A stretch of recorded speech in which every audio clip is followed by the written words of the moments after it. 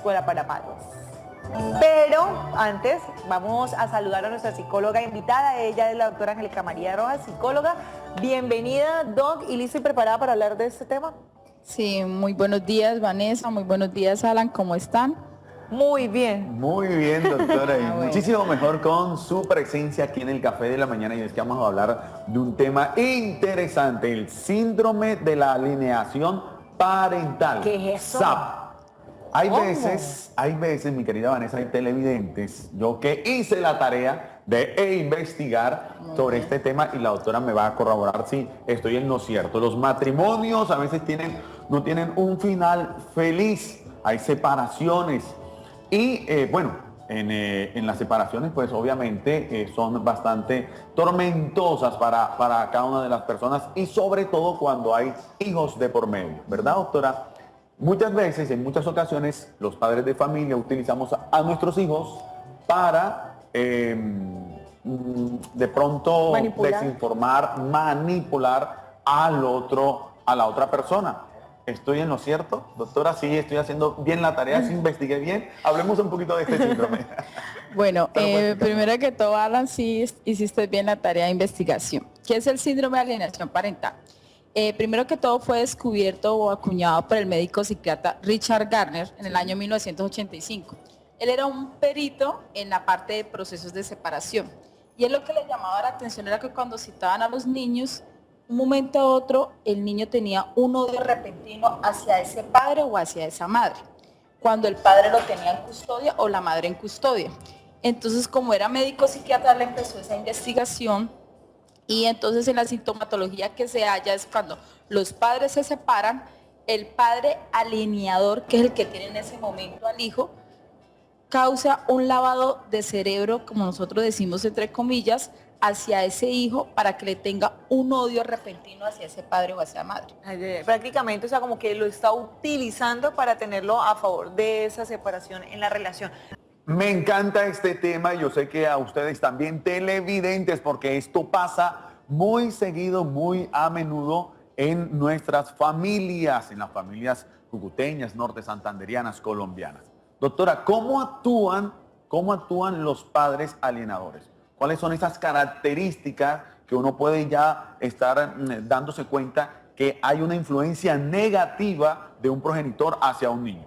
Bueno, primero que todo, ellos ridiculizan el sentimiento del niño. Entonces, cuando el niño dice, extraño a mi papá me hace falta, amo a mi papá. Entonces, ¿qué puede hacer la madre? La madre ridiculiza y se burla de los sentimientos del niño. Ese es el primer factor. Entonces, ¿qué hace el niño? El niño dice, entonces yo no vuelvo a expresar ese sentimiento hacia mi padre. O cuando el padre de pronto llama y dice, yo no puedo asistir a recoger a mi hijo porque se me presentó una situación en el trabajo. Entonces, la madre no le explica eso al hijo. Entonces le dice, tu padre no vino porque no te ama. No tiene tiempo. No tiene tiempo, muy Está bien. con otra persona. O le dice, como tú acabas de decir, él nos dejó porque en este momento hay otra persona. Entonces, él nos dejó de amar. Entonces, inconscientemente le empieza a crear a ese hijo un sentimiento negativo hacia ese padre. Entonces, cuando llega el padre a visitarlo, el mismo niño dice, yo no te quiero ver, yo dejé de amarte. Doctora, esto es grave. Sí. Grave ese crear esos sentimientos. La verdad me parece muy triste eso que se haga. Me parece muy triste eso que se haga, que los padres de familia sea el motivo por el que, sea el motivo por el que se hayan separado, ya no convivan más, utilicen a los hijos para que de pronto se llegue a crear un tipo de odio o de sentimiento negativo, pues hacia el papá, sea la mamá o el papá con el que ya no se esté viviendo. Vamos a ponernos un poco más en contexto en este tema y ya regresamos. Cuando las parejas se separan siempre hay discordias, pero el problema se agrava cuando hay hijos de por medio. Ellos pueden sufrir más que nadie esta situación dolorosa, especialmente cuando los padres los utilizan para hacer daño al otro. Esto se conoce como síndrome de alienación parental. El síndrome de alienación parental es un conjunto de síntomas que son consecuencias del uso de diferentes estrategias por parte de un progenitor, en las que ejerce influencia en el pensamiento de los hijos con la intención de destruir la relación con el otro progenitor. Una vez que ha ocurrido y es diagnosticado, puede tener consecuencias legales. Por ejemplo, el cambio de custodia para que el niño vuelva a establecer vínculos con el progenitor que ha sido víctima de la alienación parental. Así es, señores, una triste realidad que se ve, no digamos que en todas las separaciones no, pero sí en la mayoría. Eso ocurre con más frecuencia de pronto en el padre o en la madre que se aleja. ¿Quién es el que tiende a hacer más ese tipo de alineación? Bueno, estadísticamente se da más es por la madre. Nosotras las mujeres. Sí, es más, Manipuladora. más Ay, por las- ¿y por qué nosotras? Bueno, lo que pasa es que hay diferentes factores. Primero que todo, hablemos sobre la familia.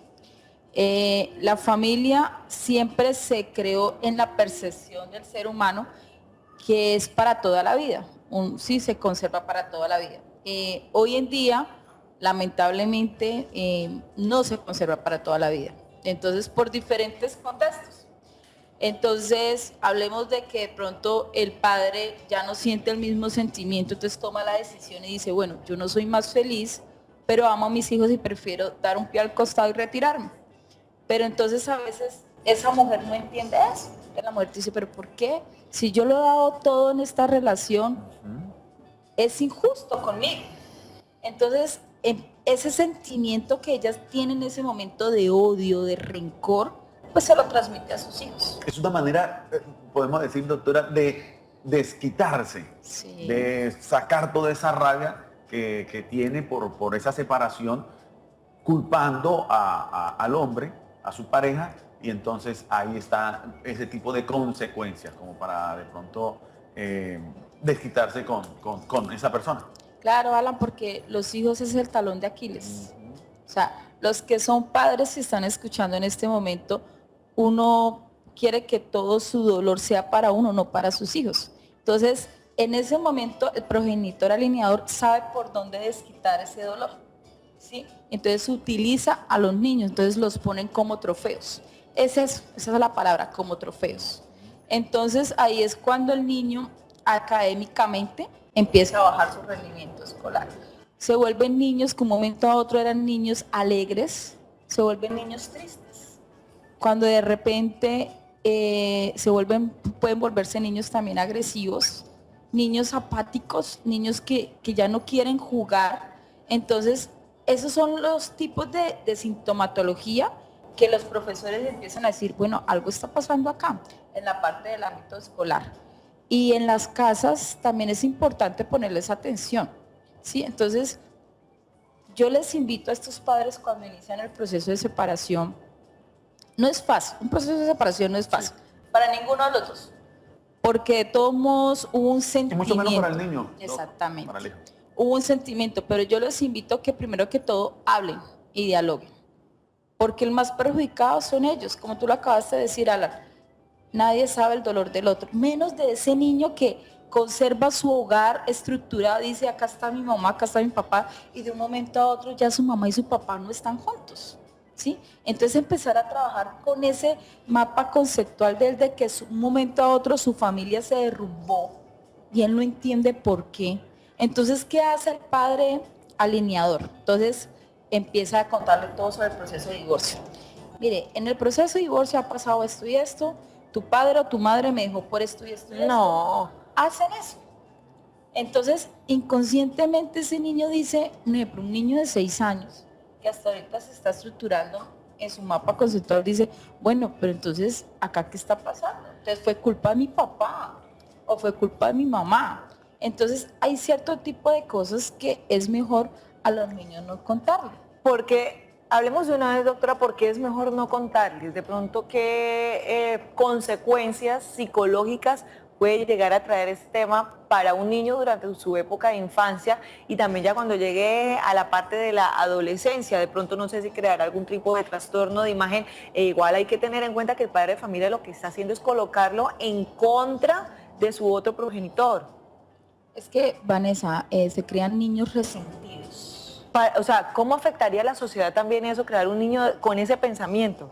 Claro, porque mira, cuando llegan a su etapa de adolescencia, son niños de que, un ejemplo, si de pronto el alineador fue la madre, entonces si tienen una hija niña, la niña adolescente empieza a odiar a los hombres y piensan que todos los hombres son iguales.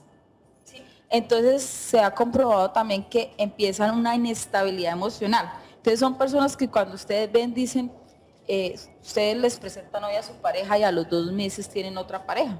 Y así se la pasan toda su vida. Entonces ustedes dicen, bueno, ¿y acá qué es lo que está pasando? ¿Sí?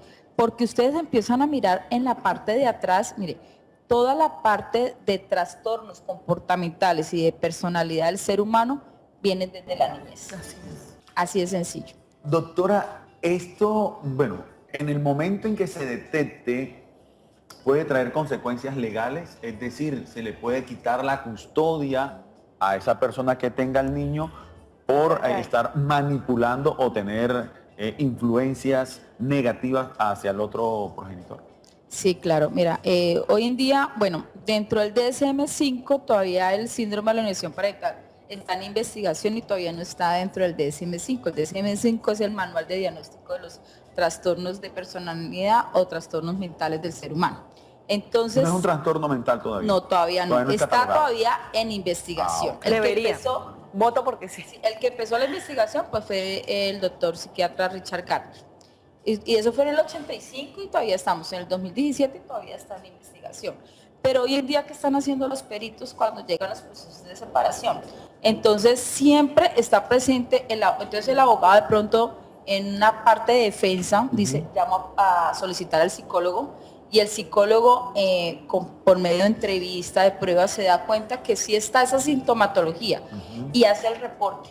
Y si es verídico, automáticamente, si el juez cree pertinente por la salud mental del niño, la custodia quedaría hacia el padre. Qué bien. En el caso de que sea la madre la que... Exactamente, Ok. porque también puede ser el padre que está haciendo Sí, aclaremos. que sea Exactamente.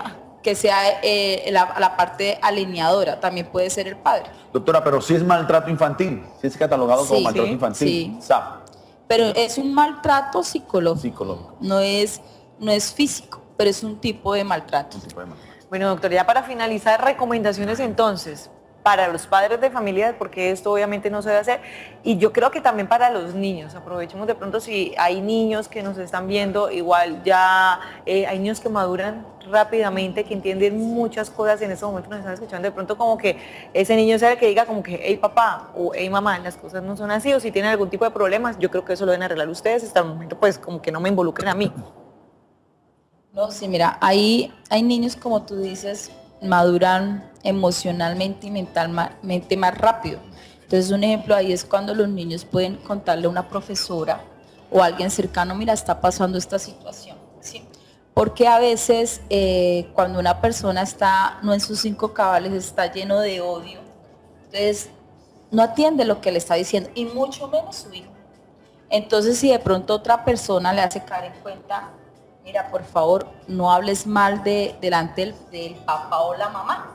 Eso es lo primero, no hablar mal de ese progenitor que no está en ese momento. Al revés, decirle, tu papá te ama, tu mamá te ama, aunque no esté en este momento, él siempre va a estar pendiente de ti, ¿sí? O decirles, vamos a orar por tu papá, por tu mamá. O sea, que ellos sientan que aunque no está esa ruptura en ese momento, ellos dos todavía lo aman, lo respetan. Siguen siendo... Exacto, y lo ven como el centro. Entonces, la separación para ese niño no es tan traumática. Y eso es lo que tenemos que evitar. O sea, más que todo por nuestros niños. Por el desarrollo integral de nuestros niños. Buen tema, doctora. Muchísimas gracias por estar con nosotros.